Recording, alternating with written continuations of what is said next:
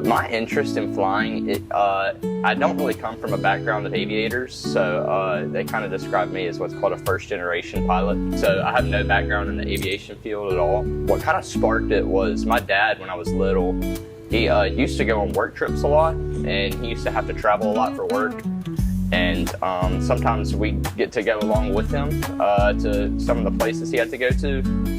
And I remember one of my favorite parts about going on those vacations was flying. So I loved going to the airport and getting in a plane and going somewhere, and then on the way back getting on a plane and going somewhere.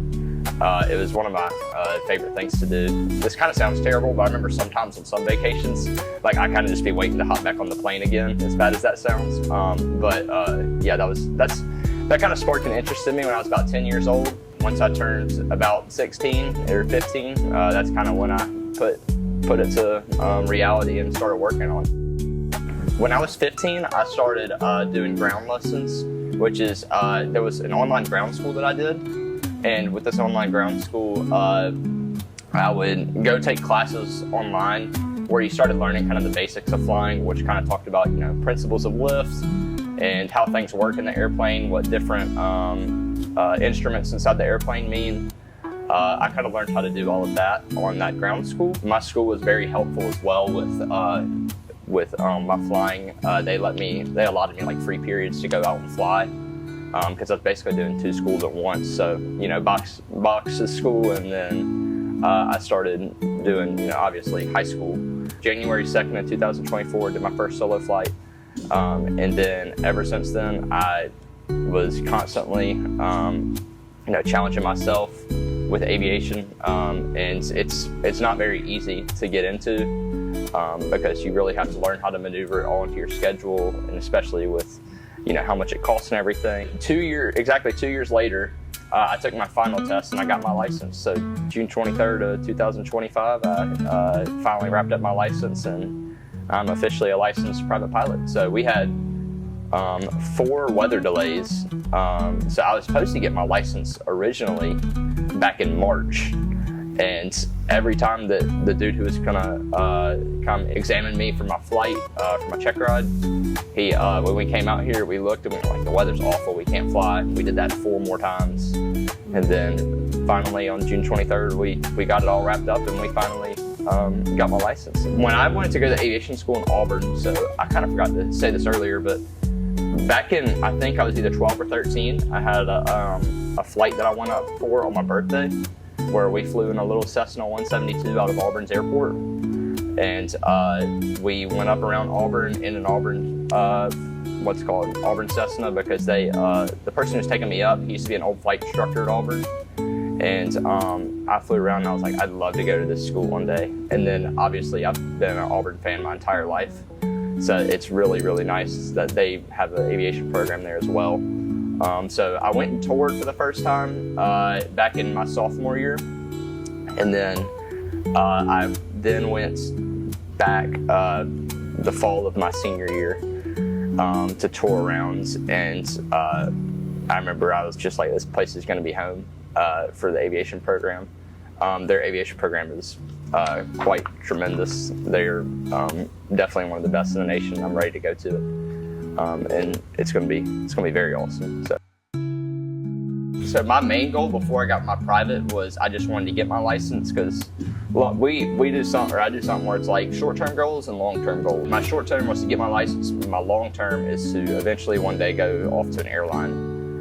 So that's kind of the goal, is to eventually go fly for an airline one day. And that kind of goes back to how when I flew a lot, I loved everything about the airport, and I was just like, I'd want to do this as a job one day. My next small goal is I'm going to work on my instrument rating, which is at Auburn, which allows you to fly through very poor conditions like low visibility, let you fly through clouds.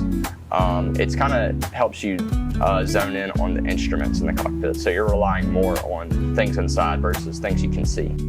Auburn's program is 4 years long. So their aviation program is 4 years.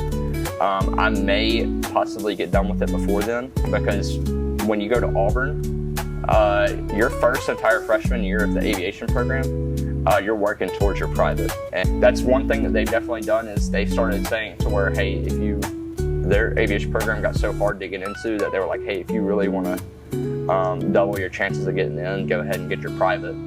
So that's why I started taking lessons. It's because everybody's like, oh, I'd love to go fly for a living, but as soon as they hit the books, the aviation stuff and whatnot, it gets really, really tough. And people are like, oh, I don't want to do this anymore.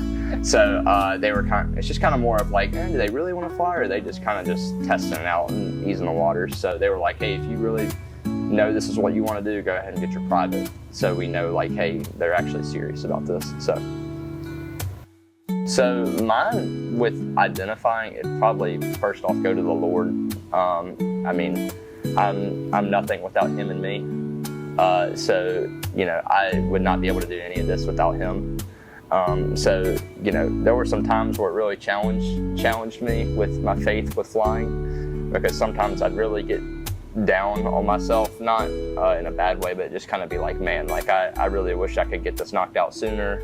Like, hey, it's just very challenging mentally to be a pilot. Not like extreme mentalness, but it's just tough and rigorous.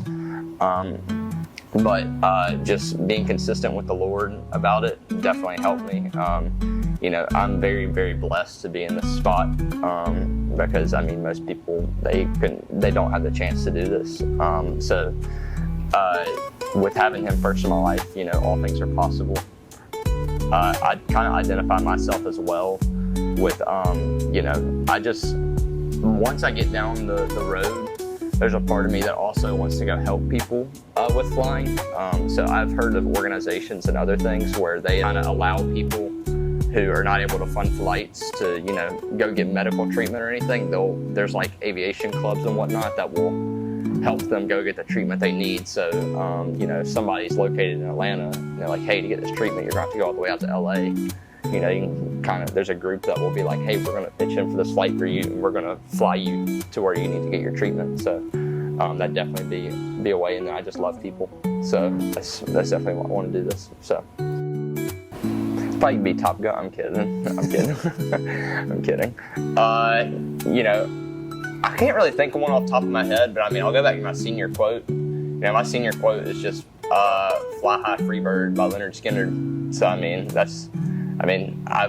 there are some headsets where I can listen to music in the plane, but I mean, sometimes I am singing to myself, but not a whole lot. But, I mean, that's definitely a song for sure to have in your head while you're flying. So,